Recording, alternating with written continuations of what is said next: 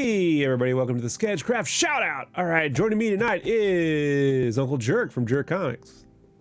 What's going on, boys and ghouls? Hey, so we are going to talk about Carlos Meglia and his art tribute book A-Go-Go, which I believe came out after he passed away in 2008. Am I right, Uncle Jerk? Yes. And you want to tell people a little bit who Carlos Meglia was real quick? Just a little quick brief thing before we jump in here. So, Carlos Meglia was a guy that a few months ago I really wasn't super familiar with, but his influences really reverberated throughout the industry. He started out in doing like magazines and illustrations and stuff, and then started working for Hanna-Barbera in the 80s. Moved into the comic market in the US in the early 90s with stuff like Cyber 6 especially, and like a bunch of stuff for Image that I think people really fondly remember at this point, even though they don't necessarily know his name. Yeah, and his last, I got it right here. His last American published book was Superman Infinite City, right? I think that might be his last. Yeah, and like basically from what I understand, Meglia says that's his only book that he ever really got to like sink his teeth into and do his thing on. I know we've talked about this and we're going to dwell in here, but didn't I think I told you this felt like a response to me to how I think he was treated when he came over here, you know, like artistically. And it actually was because Marvel kicked him around really bad. And so when he went to DC, he did that. I got a feeling. All right, so let's crack this open now.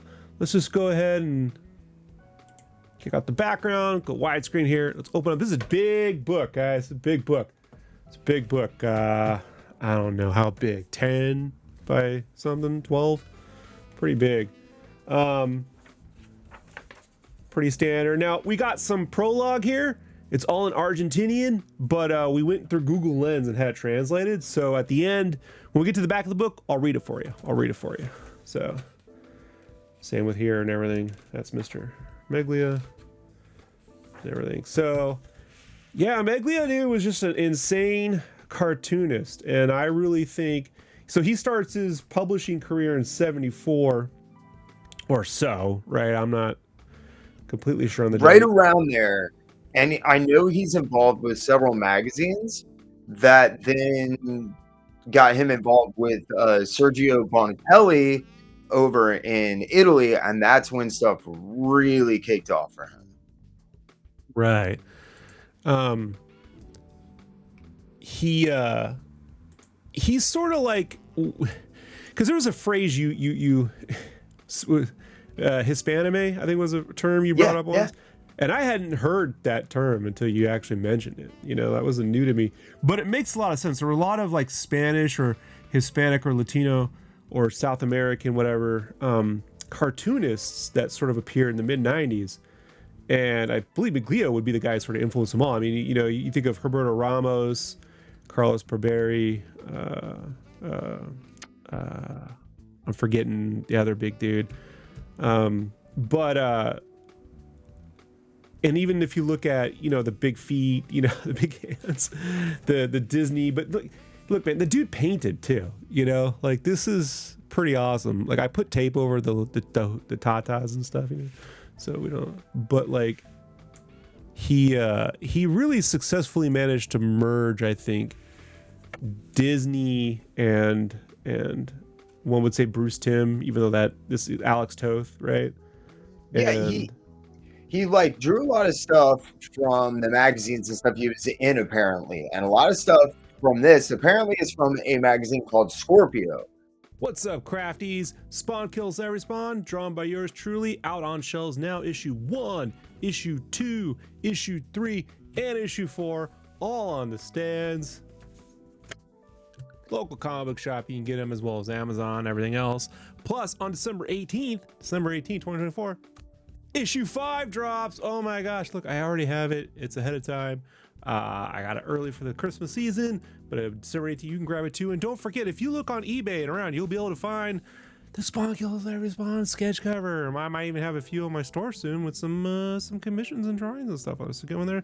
And don't forget about the limited to 500 San Diego Comic-Con exclusive edition Spawn because they're Spawn issue 1, featuring my line arts. Wouldn't it be cool if they had done all these as secondary covers? But hey, go bother Todd about it. In the meantime, if you want to support me, help pay the bills, please, folks, go to your comic book shop, pick up some Spawn kills every Spawn. All right, and now back to the show. And I actually managed to track down scans of the Italian version of Scorpio. So we'll take a look at some of those later on so you guys can see more of this stuff. But they really, really pushed him and gave him some opportunities to expand. And his work before and after working with them is kind of insane. That's awesome. Yeah, I've never even seen the Scorpio stuff, so that would be new to me. But he drew great shoes, clothing, pillows, stylized necks. I mean, if you look at artists like Max Grech these days, I mean, there's a lot of that going on here, decades before. So he, either directly or indirectly influential, in my opinion. And I came to Meglia stuff around 92, 93 or so. I found Cyber 6 at Comic-Con, San Diego Comic-Con, and just loved the color covers, and the black and whites were just as good when you popped it open. Knew how to draw an urban street dynamically.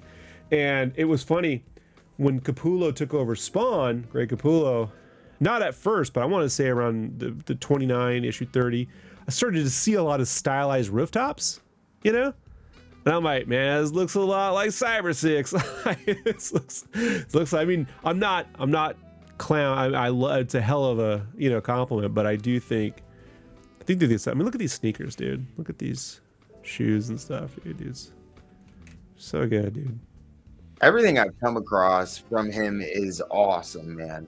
And it's cool because he had kind of he made a connection early on, maybe mid to late 80s with Carlos Trila, I think is how you say his name. And they did a series of stuff together, and you can see the evolution of his stuff. Irish Coffee, Big Bang, bunch of other stuff. These are a little hard to pick up here, folks, but because they're so tiny, but these are the photo stats of his line art, and then the flats, and this right here is just the shading layer trapped so you can see it, But yeah. But there's some really cool little process stuff in here. He did a really good, cool little mini series too, man, over at Dark Horse, Superman Tarzan. Yeah. Has some very great dynamic layouts, man. Knows how to pack a page. Sometimes people go, Rob, you put a lot on a page. I'm like, nah, man, go look at Meglia. Don't even leave me alone. Yeah, dude. This monkey's dope. It's the book that got him all his work over at Marvel. And he did a bunch of stuff over at Marvel, and I guess they just crapped all over him, man. Electra, right? He did Electra and Ace something. I didn't see the Ace thing. God. He did 3 or 4 things, and man, did they slam on it. He was really excellent at mixing Art Deco stuff into his work, just that classical 30s, 40s, noir kind of gumshoe, And I think a lot of that came from working with Sergio Bonatelli in that early magazine work and stuff. Mm-hmm. It's pretty interesting. I know this is pretty dope, right? You got the pencils, and you got the acrylic painting here. I mean, lighting doesn't do that. I mean, this is pretty close, but just there's only so much I can do with glares and reflections. But look at that, right? This is not in his American published stuff, it's I don't know why, when he went to Wildstorm, because he got into almost immediately he got jammed up by DC, and Marvel got pissed, went to Image, and then stuff fizzled out with Cyber 6. And do you think was it a time issue, or was it just, I don't know? I don't know, man. To be bluntly honest, in one of the forewords they talk about Cyber 6, the trade paperback, right? Yeah. And they make an offhand remark about how Image couldn't even ruin the trade paperback, even with the hideous Jason Pearson cover. Like, they take a personal shot at him in writing, and then they I can't remember who wrote the Electra series, but they take a shot at him. I was like, dang, man. And his Electra works great. They just don't give him the costumes to work with. You know, it's like when he did a Wildcats one shot, and he gets to draw the characters on like one page, and it's one character. You know, I know, they kept doing that over and over to Meglia, and I could not figure it out. Yeah, and then you get on Electra, and she's wearing the costume on like 2 pages. You know. Yep. And I just think, you know, it might have been, dude. And I've experienced a bit of this myself. It's 1979, dude. Look at that shit. It's fucking this right here, dude. This is, I mean, that's Frazetta, right? Like. Yeah, that's Frazetta, Jones, Wrightson. So I good, mean, dude. oh my god. Yeah, it's to me. I'm like, if you mix Frazetta and Mignola, you know, you'd like end up there because it has that stark silhouette, you know, bold shape, and then the color is the brown. Yeah, that's really the Jeff Jones there.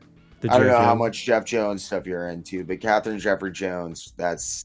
But see, it's like his ability to switch over to this stuff. But then you're like Norm Rockwell, right?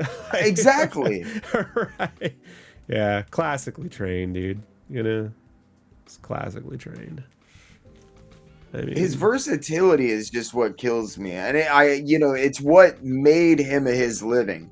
Because I think mostly he lived as a illustrator as opposed to a comic book artist, unfortunately. Yeah, and this says 89, but this could have been a magazine cover or book, you know, cover in 1969 too. You know what I mean? Like, that's Basil Go-Go's all day. Right.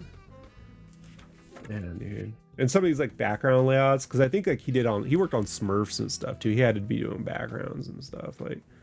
That was his specialty. He worked on Smurfs, Chuck Norris, a bunch of stuff for Hanna-Barbera. That's awesome. I should do if I wish I could find a way to do like a biography issue, you know, like 24 pages of just him working on the Chuck Norris cartoon.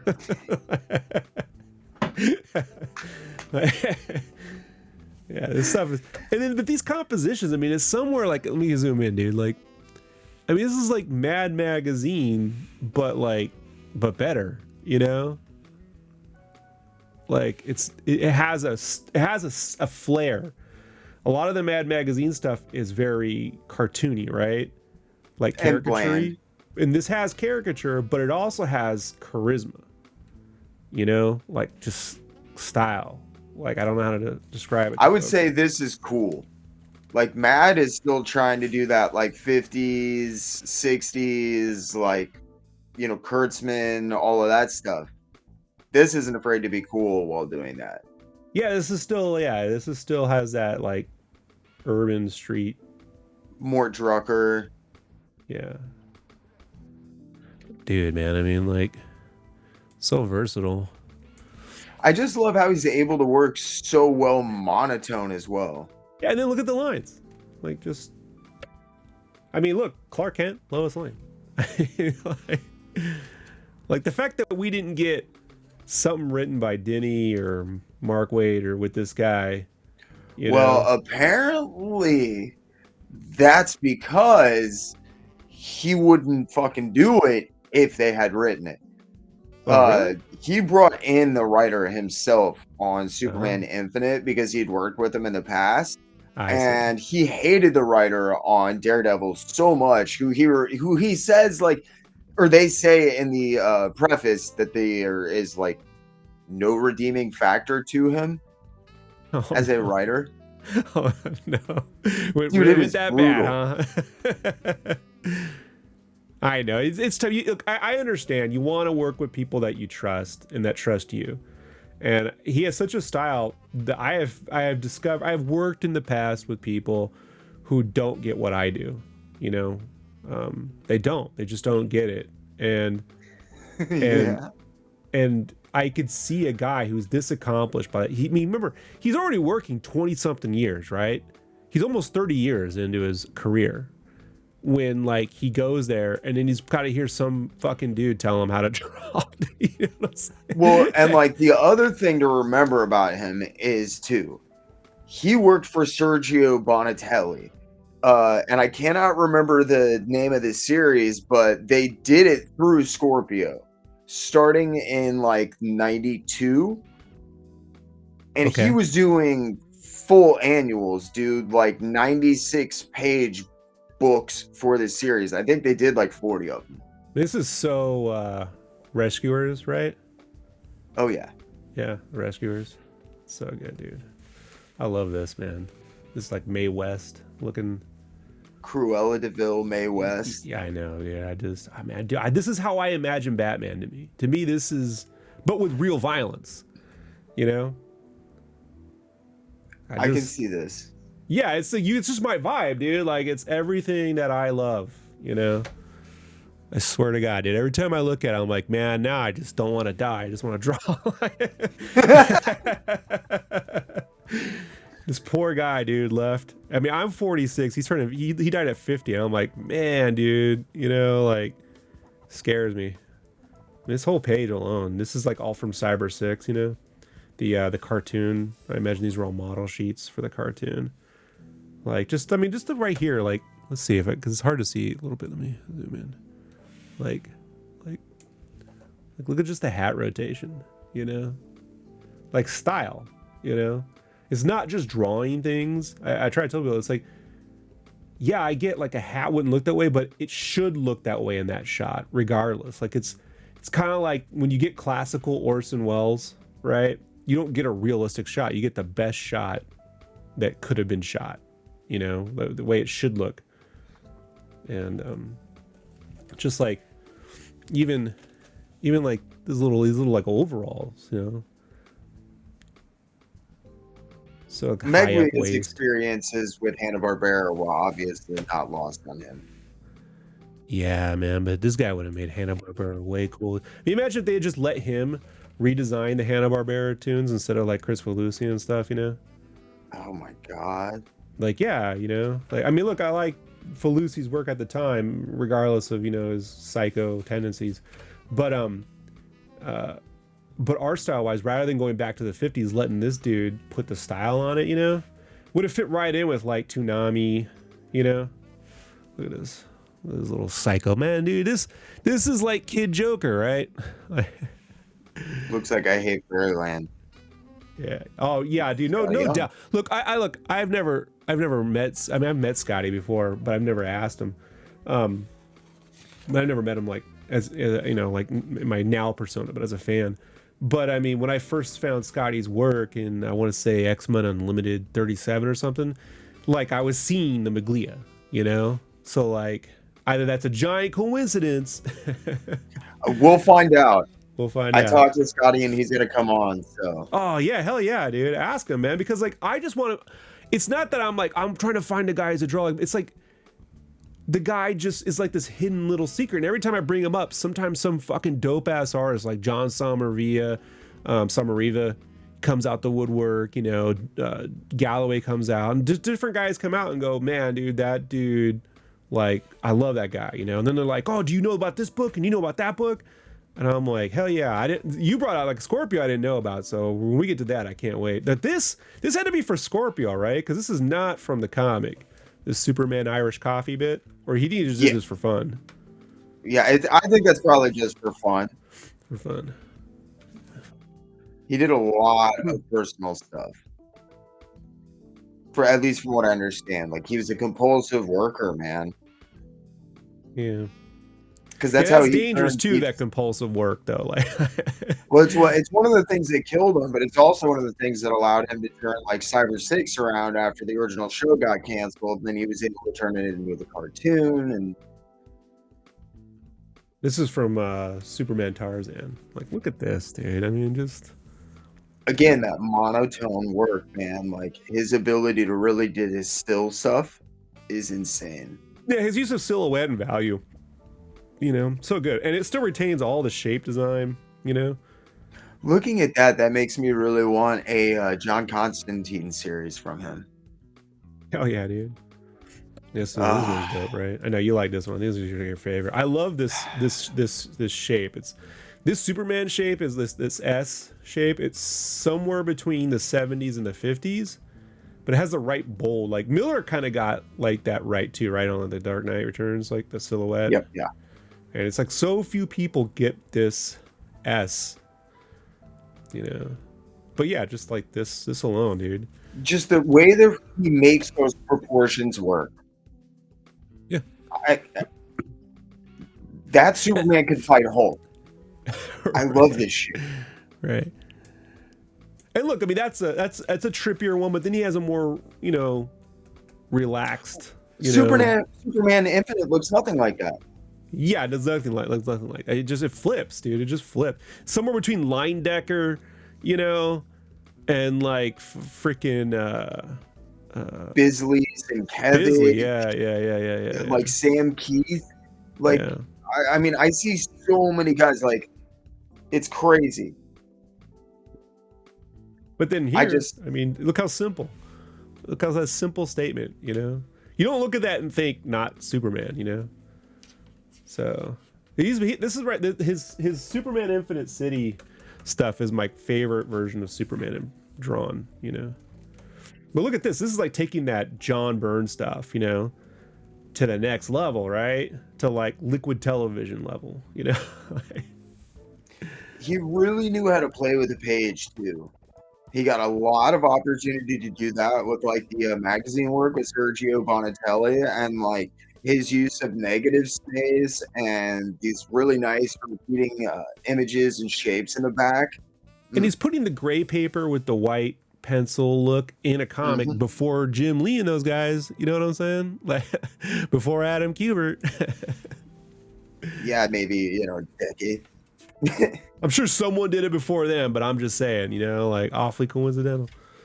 This is the Superman Infinite City stuff too. Like it's sad because the story kind of focuses on this dude, and this is a cool design. Reminds me of the Rocketeer, but it's like I just wanted this, you know. Yeah, I think that series was just a straight, like, I'm not going to do what I'm told anymore. Yeah, like this is all acrylic painted, and then that's just like straight line work that's going to be digitally colored. I mean, the fact that he's mixing, you know, that many, you know, he's mixing all his stuff, you know. He's mixing traditional, he's mixing digital. And this is 2003, 2004, you know. Is the only time he said he was allowed to do what he wanted. That's how he always wanted to do every single book. Yeah, this is the layout from the Star Wars thing he did, the Underworld. It's got some Yavin Basilisk, some stupid fucking name, dude. You can't remember, so just call it Underworld.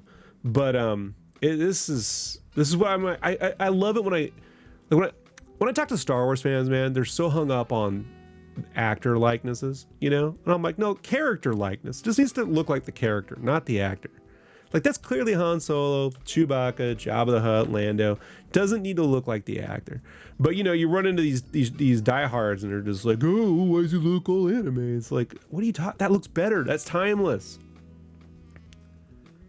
He was drawing from the comics, not the movies.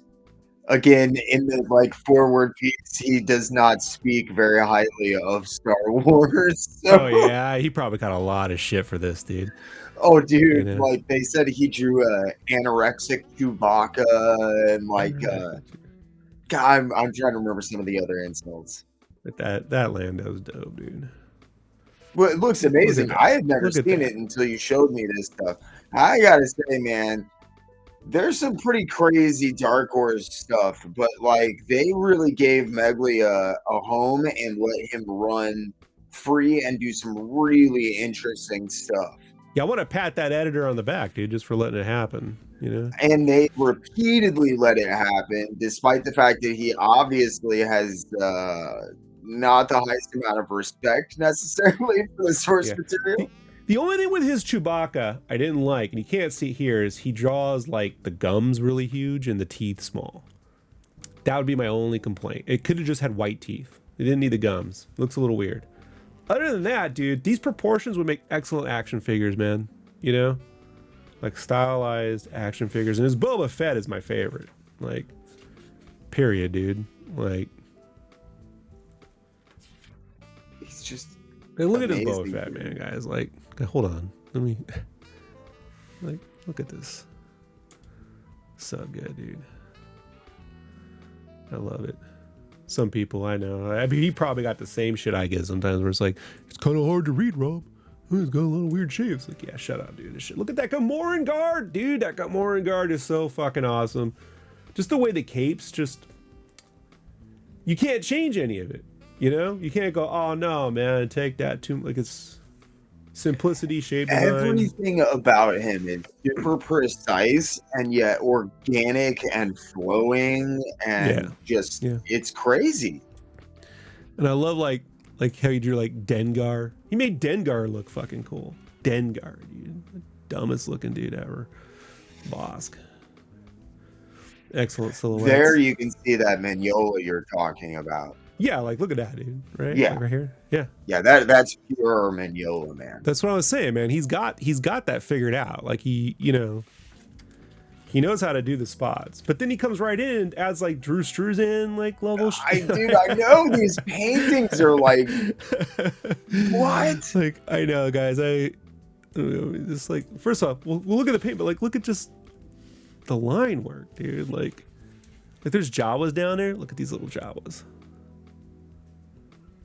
And then you come over to here and you're like, look at how that, look at that. These are the coolest Jawas ever,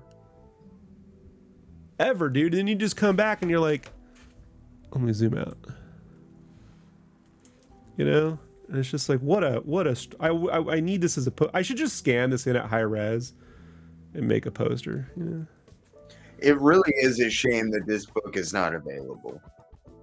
Is it not in print anymore? Not as far as I saw. The cheapest I saw was $150 for a reader and $200 for an import of like a like. No, that can't be. I have the trade paperback. It can't be. I'll look it up, but I have it. I have the floppies and I have my trade. We'll definitely do the trades. This is from a thing called Monster World. I have these too. He did this at Wildstorm. I was at a meeting because my guy who wrote Spawn Kills Every Spawn, John Layman, was working at Wildstorm, and I was like, "Man, were you like editor when he was there?" And he's like, "Nah, man, it was this other dude." And I was like, because I was trying to be like, "Look, man, I love this, but like, why was this guy not being put on like real A+ stuff?" You know? And he was like, "Yeah, I think they were trying to sell like cartoons or TV shows with it." And I'm just like, I mean, what a fucking badass cartoon, but it's like. Well, and I think he might have been part of that too. He had Cyber 6. He came from Hanna-Barbera. He worked for Sergio Bonatelli, and like him and Trila had like 3 or 4 things that they managed to sell over the years. So, but it's like, first you got to get a name recognition, especially at that time. Now maybe different. But at that time, you had to make a name on a book first, and then you did an original thing, you know? And then you got, like, deals. And it's like, if he had just done, like, one good year on a big book, you know? it sounds maybe like personality had a lot to do with that. And, like, getting kicked around by Marvel and DC probably did not help the situation. Well, I also know, like, on my own, dude, because I had friends that working at Wildstorm at the time. There was a big shift around 97, 98. Yep. Where, like, Jim put a kibosh on all the cartoony looks, you know? The Pete Woods, Jason Johnson, you know, cartoony Wetworks. All that stuff got thrown out the door. Like, they were, like, draw differently or leave. So, like, Pete and a bunch of those guys left. And the other one, then they brought in, like, Pat Lee and brought back that serious-looking Wetworks, you know, stuff. So then he shows up right around that time, and I'm like, well, how that fact? Maybe it was they were just like, well, he's so talented, but what do we put him on? We can't put him on the main books because we just went away from the cartoony thing, right? So they probably gave him this original thing, and I'm like, it's cool, but it doesn't have a central villain. It just has these kids like running around with monsters, you know? So it's like, it's hard to follow. Plus, I mean, nobody at Wildstorm, other than me, dude, No Wildstorm fan was like, I'm looking for kids, you know, like I was super into this, but believe me, I bought like 3 copies. I was the only one there buying it. It's from Crimson. Yeah, his Crimson stuff was great, but colored horribly. Did you see that? I think Crimson might have been the stuff that came from Scorpio. And he didn't have no. Well, Crimson's from the book Crimson, but he did a one shot featuring the character Scarlet, and they never gave like. There's just certain things missing that you need when you're doing like an image book, and you need like a good pinup page with the character jumping or some pose. You know what I mean? I know fans go, "Oh, you're just chewing up pages," but I'm like, no, you need that to solidify one your character design, but two. The essence of the book. You need that Batman jumping through the skylight moment, Batman standing there with the signal in the sky, and that book doesn't get, there's no room for that, you know. It's just pages of story, so you don't really know which character to latch on to, and then it's overcolored. So this was cool too, but again, it's just like I always feel like, man, dude, like they should have given him 7 covers and just let him draw on each character doing something cool. You know, give him an issue. Hell yeah, dude. It was like this. I mean, they should have gave him Gen 13. You know, I legitimately don't know how this guy. I mean, other than the fact that like apparently his time with Marvel was disastrous. I don't know how the fuck this guy isn't following up Joe Mack and Chris McCullough. I mean, look, this is his Electra stuff. I mean, look at his Electra, and there's not much in the book. Sad to say, dude, when she's in the full costume. Where she's in the suit, yeah. Yeah, but that when it's there, it's like, man, this is one of the best Electras ever. You know, like that. I mean, I think yeah. Here's some extra pages. Nothing like it, right? Nothing Great like stuff. It. I mean, look at those layouts. Yeah. Super readable.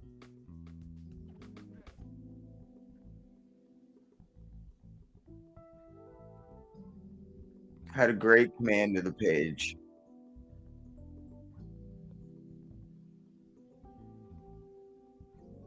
And then this is, I think it's something called Red Song. I have this book. Red Song. Not Crimson, it's Red Song. Red Song is what you're thinking of, yeah. Yes, from Scorpio. Yeah. Yes. And this is from Canary, right? Canary. Yeah, yeah.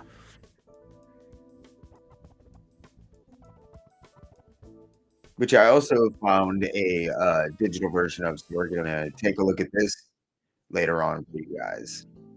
Yeah. I've covered Canary before in the past, the physical books, but we'll get a good, clean digital version so we can zoom in on stuff.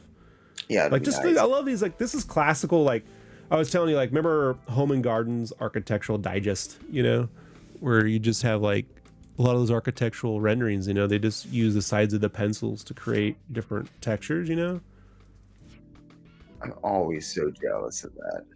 Yeah, it's and like whenever I see so this, clean too. And whenever I see it, I'm like, just can you not ink it?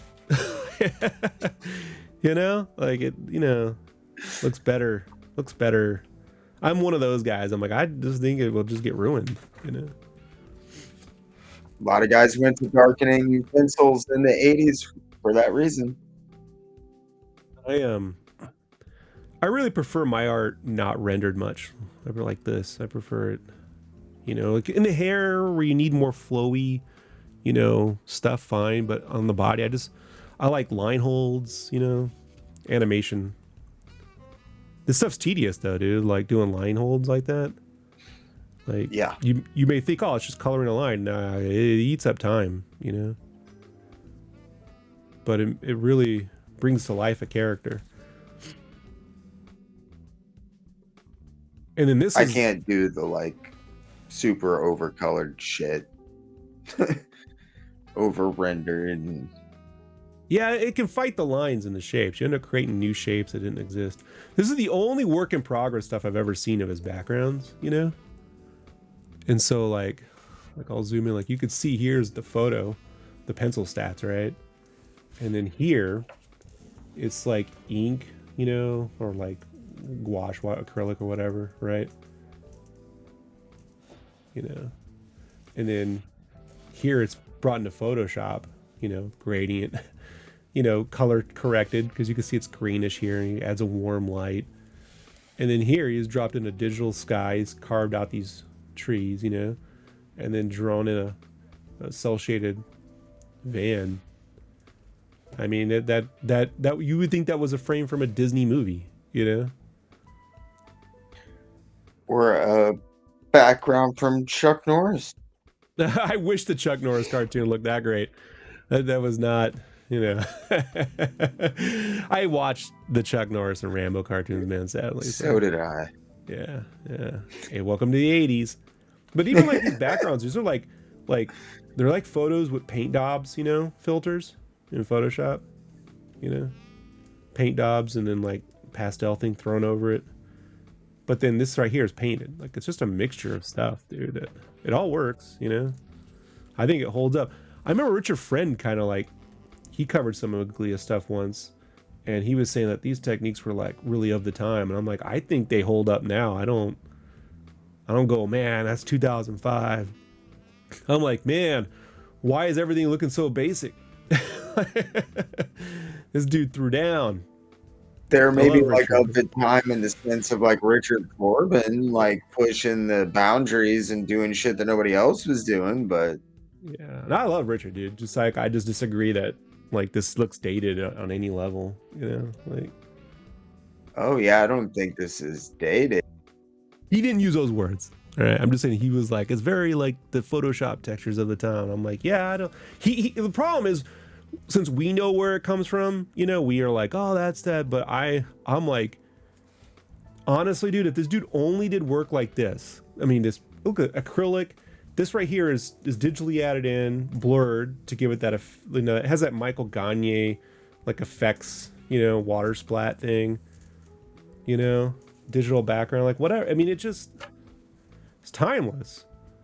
And this is you can see the paint strokes. You can't see this in the comic. I mean, this is in the comic, it's like a frame. It's, what I mean? It's nuts. Like, to me, this is where DreamWorks animation kind of should have gone. Like, if they had hired this guy to translate Michael Turner's Fathom, into an animated film, right? God damn. Because I remember, like, Turner had like some Fox deal. Yeah. And they were like, he was like, yeah, man, we're gonna have the water effects like Prince of Egypt. I'm like, man, if Meglia was running that, like, yeah. This is Red Song. This is just solid stuff, man. There's not a lot of tricks being done here, Just great character designs. Man, look at those shapes and lines. Yeah.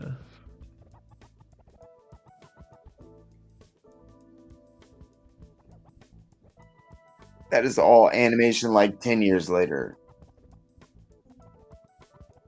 Yeah, that's true, right?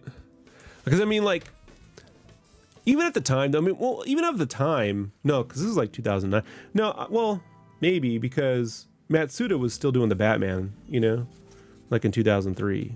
So. Oh, true. Yeah. Yeah, I love all these different cape shapes right here. In Spawn Kills Every Spawn, when I draw a medieval Spawn jumping around, I do his cape like this stuff.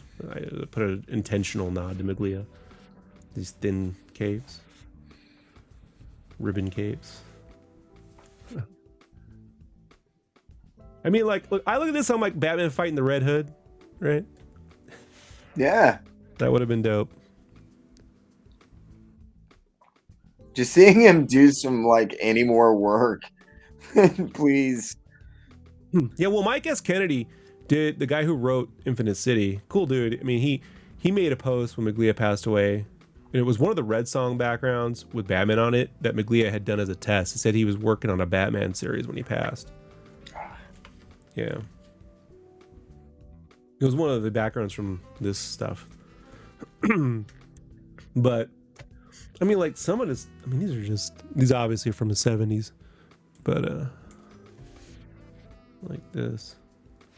And like, I mean, like, this is, right, Fat Bottom Girls, right? Queen.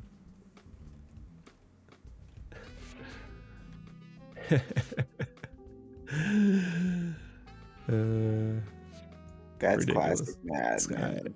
I know, right? But it's like, it's somewhere between Mad and like what you'd see in Playboy, you know? Yes.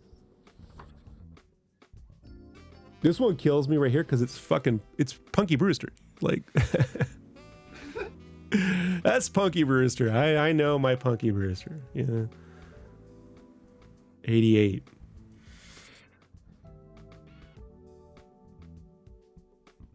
Great. This is the kind of stuff I wanted to do when I was like in art college. Like I thought I was going to go to learn this kind of painting and I could do stylized paintings, and then, you know, they stuck me in 3D. So, waste of my life. Look at this. I don't know what this is from, just bison. It's like one of those things you see like on like the making of Brother Bear or something, you know? Or like Lion King, you know? And you're like never ended up in the movie, but you're like, what was that, you know?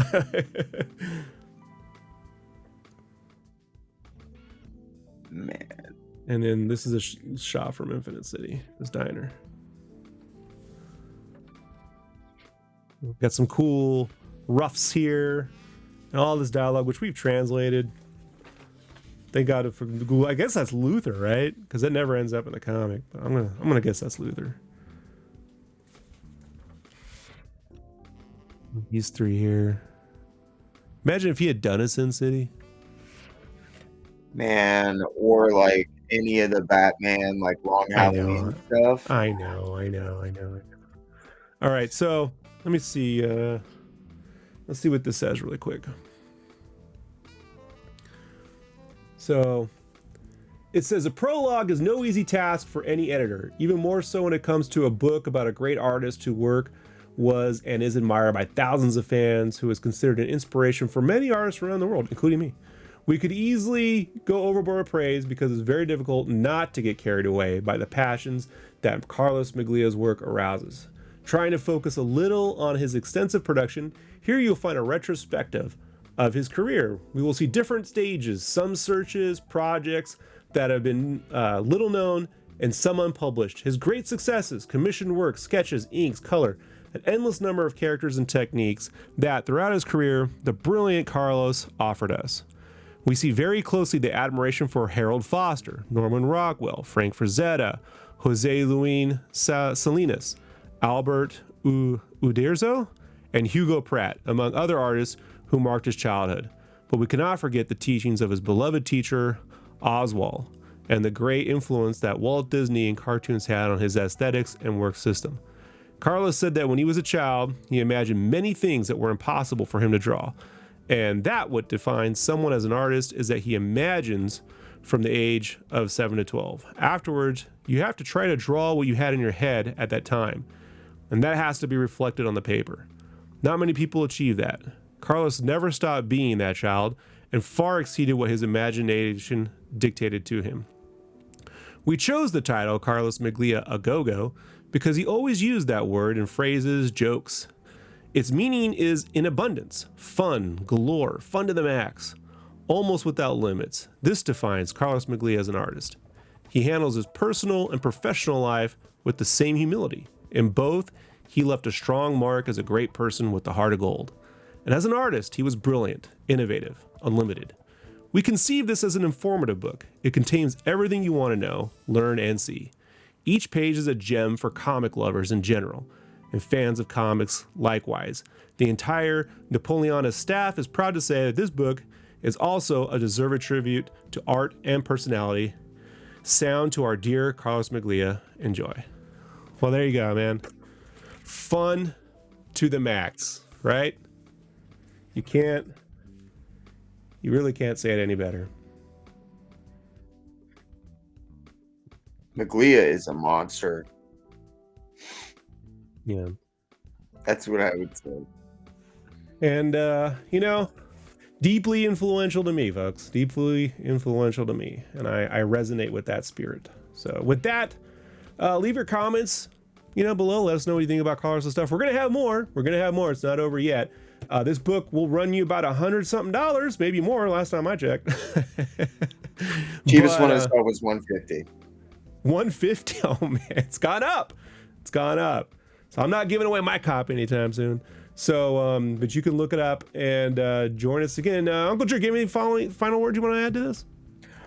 No, I would just say like go out and go out and give some of Carlos Meglia's stuff some love. I didn't know who this guy was 6 months ago, and I get the feeling he's kind of a bedrock in a pretty large movement that affected a lot of us. And he never got any love, money, or respect for it. Yeah, not in this country at least. So yeah, for sure. Yeah, 100%. And with that, folks, we'll see you next time on the next Sketchcraft. Shout out. See you. Bye. What's up, crafties? Make sure you follow me, Sketchcraft, at YouTube and Instagram and everywhere else on socials, as well as Jerk Comics on YouTube and on Instagram and all the other socials. You can also check out my stuff at sketchcraft.com, so you can find my art, and you can buy my stuff at shopsketchcraft.com. If you'd like to get some comics I've made, Spawn Kills Every Spawn, issue 1 through 4 on racks at all your comic book shops right now. Issue 5 out December 18, 2024. And the trade paperback coming to you July 29th, 2025, all the way next summer, but we're going to have cause to celebrate. Spawn Kills Every Spawn. Go get that right now. Support the old Sketchcraft, and we'll see you next time. Peace.